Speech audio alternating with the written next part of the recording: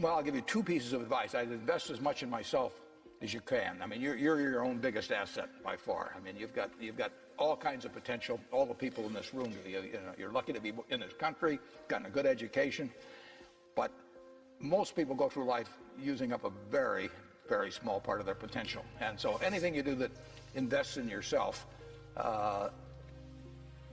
that's the best investment you can possibly make. And then I would follow my passion. I mean, whatever turns you on. You know, I was lucky. I found something early that turned me on. But you don't want to take a job just for the money.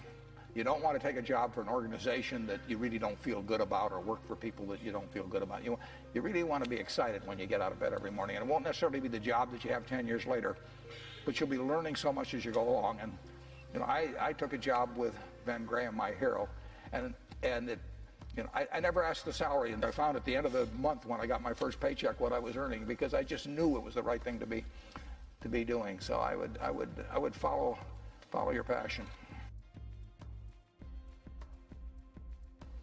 The worst investment I ever made? How long do you have? Well, I've made some very bad ones, but that doesn't really bother me. It may bother the shareholders, but that's another question. You're going to make mistakes in life. I mean, there's no question about it. You don't want to make them on the big decisions, who you marry and some things like that. So there's no way I'm going to make a lot of business and investment decisions without making some mistakes. I may try to minimize them. I don't dwell on them at all. I don't look back.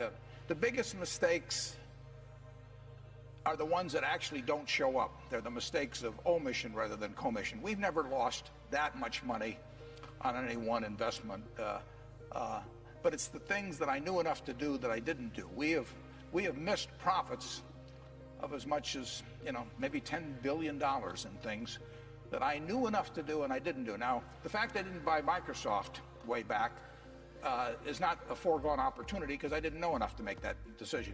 But there have been other investments where I didn't know enough to make the decision, and for one reason or another, I either didn't do it at all or I did it on a small scale. I was sucking my thumb when I should have been writing checks, basically.